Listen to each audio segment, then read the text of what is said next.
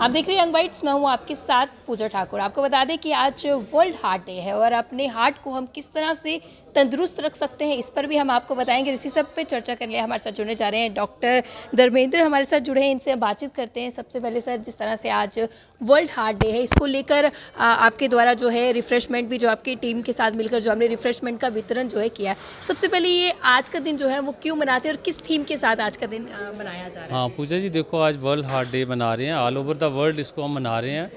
और इसको क्यों मनाते हैं, ये बहुत अच्छा क्वेश्चन है। इसलिए मनाते हैं कि जो कार्डियोवैस्कुलर डिजीज़ हैं उसकी जो ट्रेंड है अभी, उसकी जो मॉर्टेलिटी और मॉर्बिडिटी डे बाई डे बढ़ती जा रही है।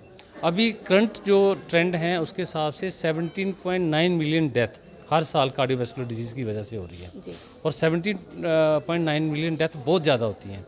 इस डेथ को या इस डिजीज़ की प्रेवलेंस को देखते हुए एक जो हमारी फेडरेशन है, world heart federation, in collaboration with world heart organisation, उन्होंने ये कैंपेन स्टार्ट की थी। और ये स्टार्ट कब की थी? 2002 से हमने इसको स्टार्ट किया था और 2011 से इसको हमने एनुअल इवेंट किया है और हर साल इसको मनाई जा रहे हैं। और इस साल का जो वर्ल्ड हार्ट डे का थीम है use your heart, use heart know heart, कि जो आप मतलब दिल है, पहले तो इसको जानो आप कि आपका दिल क्या है, इसकी दिल की जो बीमारियां कैसे हो रही हैं, इनके क्या क्या रिस्क फैक्टर हैं, पहले हमें उनके बारे में जानना है। जब उसका पता होगा वही चीज़ें हम लोगों पे इम्प्लीमेंट करेंगे, लोगों को बताएंगे, तो वो मतलब इसका अच्छा इम्पैक्ट रहेगा। इन बीमारियों से लोग भी बचेंगे, हम भी बचेंगे। आज के टाइम पे ज़्यादातर क्या देखने को मिल रहा है, किस तरह के केसेस जो है आपको टैकल करने को मिलते हैं? अब जैसे हम कार्डियोलॉजी में, कार्डियोवैस्कुलर डिजीज़ में कॉरोनरी आर्टरी डिजीज़ जिसकी वजह से हार्ट अटैक्स होते हैं, वो वाले केसेस बहुत ज़्यादा दिख रहे हैं, बड़ी ज़्यादा प्रेवलेंस है उनकी। और उन पेशेंट्स को जैसे ये जो मेन जो है इस कैंपेन के जरिए जो हम बता रहे हैं, जो इन डिजीज़ के रिस्क फैक्टर हैं, स्मोकिंग है बहुत इंपॉर्टेंट रिस्क फैक्टर है, अल्कोहल कंजप्शन है, unhealthy life pattern, food pattern, खाने पीने का जो सही तरीका नहीं है, जिसमें हम फैटी मील्स लेते हैं या फास्ट फूड बाहर से लेते हैं, यंग फूड लेते हैं, एनिमल प्रोटीन बहुत ज़्यादा लेते हैं। तो ये जो डाइट है, दिस इज़ अनहेल्दी डाइट। और ये अगर लोगों पे ज़्यादा होगी तो इससे जो डिजीज़ ये बढ़ेंगी। Sedentary lifestyle, inactive lifestyle. Patient जो ट्रीटमेंट यहाँ पे करा रहे हैं उनको क्या एक आपने बताया कि किस तरह से अपना लाइफस्टाइल जो है रखना चाहिए? पेशेंट्स को हम यही बताते हैं, जो हमारे पास पेशेंट आते हैं, जब उनका हम इलाज करते हैं, सबसे पहले तो हम फोकस करते हैं। और आज हमने स्पेशल इस पर ध्यान दिया है, हर पेशेंट्स को बताया कि जो रिस्क फैक्टर हैं, जिन चीज़ों को हम मॉडिफाई कर सकते हैं, कुछ रिस्क फैक्टर होते हैं जिनको मॉडिफाइएबल हैं और कुछ होते हैं नॉन मॉडिफाइएबल। जैसे सिगरेट स्मोकिंग है, अल्कोहल कंजम्पशन है, स्ट्रेस लेता है, स्ट्रेस नहीं लेनी है, मोटापा है, मोटापे को कंट्रोल करना है और एक्सरसाइज करनी है। इन चीज़ों पे अगर बंदा ध्यान दे, जो कार्डियोवैस्कुलर डिजीज़ के पेशेंट, इन पे ध्यान देंगे तो काफ़ी सारी, जैसे ये मैं बता रहा हूँ 70.9 मिलियन डेथ होती हैं, इन डेथ में से प्री मैच्योर जो 80% डेथ है उनको हम रोक कर सकते हैं, कम कर सकते हैं, अगर इन रिस्क फैक्टर्स पे हम कंट्रोल करें। और कुछ risk factor coronary artery cardiovascular disease के ऐसे हैं जिनको हम नहीं कंट्रोल कर सकते। किसी को अगर कोलेस्ट्रॉल है, या किसी को एज एक रिस्क फैक्टर है, मेल सेक्स वो रिस्क फैक्टर है, किसी को ब्लड प्रेशर है, उसको दवाइयों के साथ कंट्रोल में रखना है, किसी को डायबिटीज है, उसको कंट्रोल में करना है। और कुछ फैक्टर ऐसे हैं जिनको मेडिसिन के साथ कंट्रोल करना है और कुछ ऐसे हैं जो लाइफस्टाइल के साथ कंट्रोल। और इस पे हम फोकस करेंगे, इनको कंट्रोल करेंगे तो हम काफ़ी हद तक पेशेंट जिनको हार्ट अटैक आता है उनकी किस तरह की स्टेज के लेवल के वो यहाँ पर पहुँचते हैं? जैसे अभी कुछ देखो हमारे पास तो हर तरह के पेशेंट आते हैं और ज़्यादातर पेशेंट्स जो हमारे पास आते हैं कॉरोनरी आर्टरी डिजीज़ के पेशेंट हैं, जो हार्ट अटैक लेके हमारी इमरजेंसी में आते हैं, हमारे पास डायरेक्टली आते हैं। और उनको जब हमारे पास आते हैं, इमीडिएटली हम उनका जो ट्रीटमेंट प्रोटोकॉल होता है, हमारे पास इमरजेंसी में आते हैं तो जो फर्स्ट लाइन ट्रीटमेंट होते हैं, मेडिकल मैनेजमेंट, वो हम देते हैं। कुछ पेशेंट्स को हम इमीडिएटली, कुछ इंजेक्शन आते हैं जो नाड़ी को खोलने के लिए आते हैं, इमीडिएटली वो इंजेक्शन मिल जाए तो बहुत फ़ायदा होता है।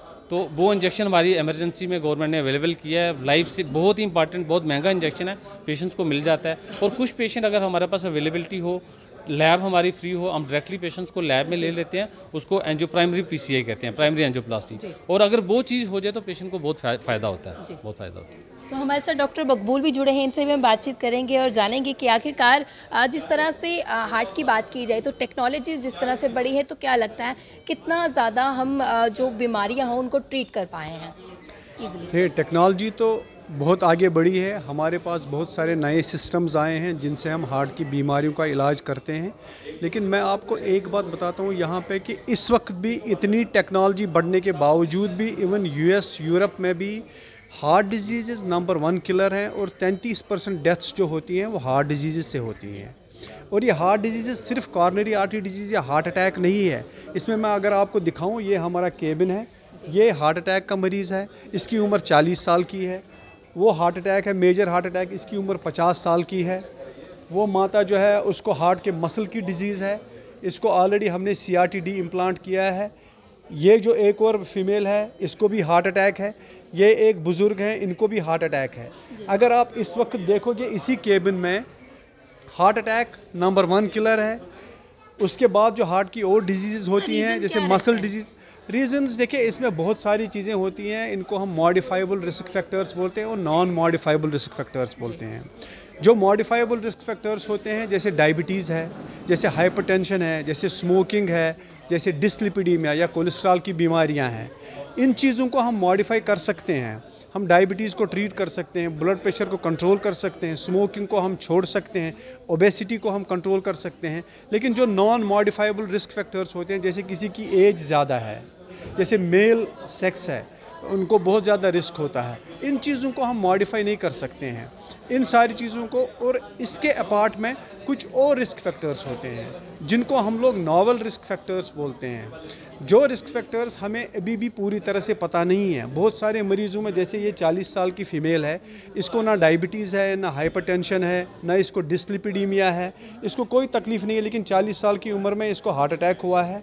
इन्हीं को हम बोलते हैं नॉवल रिस्क फैक्टर्स, जिनके बारे में हमें अभी तक भी पूरी तरह से पता नहीं होता है। ये भी 5 से 10% के मरीज़ होते हैं जिनको इन रिस्क फैक्टर्स की वजह से हार्ट अटैक हो जाता है। अपने हार्ट को फिट रखने के लिए हमें किन किन फ्रूट्स का, या क्या हम बोलेंगे कि किन किन चीज़ों का प्रयोग जो है हमें करना चाहिए? देखो, सबसे इम्पॉर्टेंट चीज़ है, अगर आपको डायबिटीज़ है, डायबिटीज़ का इलाज कराना है, उसको कंट्रोल में रखना है। यहाँ पर मैं आमतौर देखता हूँ कि हमारे मरीज़ जो हैं वो आयुर्वेदिक मेडिसिन्स, बाकी सारी कोयकरी जो और दवाइयाँ, दुकानों से दवाइयाँ खरीद के इलाज करते हैं। ब्लड प्रेशर अगर आपको है उसको कंट्रोल में रखना है। अगर आप स्मोक करते हैं तो बेहतर है कि उसको बंद कर दें। अगर आप अल्कोहल कंज्यूम करते हैं तो बेहतर है कि उसको कम से कम इस्तेमाल करें, ज़्यादा नहीं इस्तेमाल करें। आपका जो खाना है उस खाने को आप सही मिकदार में, और जो सही हार्ट के लिए फ़ायदेमंद चीज़ें हैं वो खाएं।